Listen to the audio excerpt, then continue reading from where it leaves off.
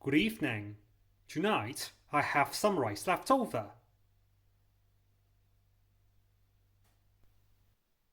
I'll scoop the rice into a box, let it cool down, and leave it overnight.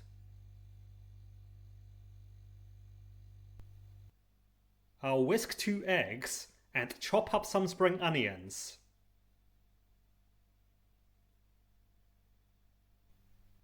I can now take the rice out.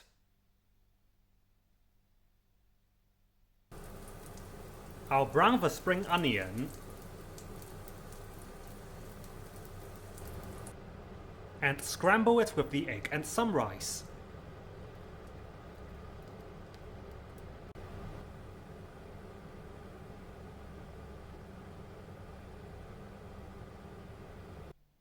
And there you have it.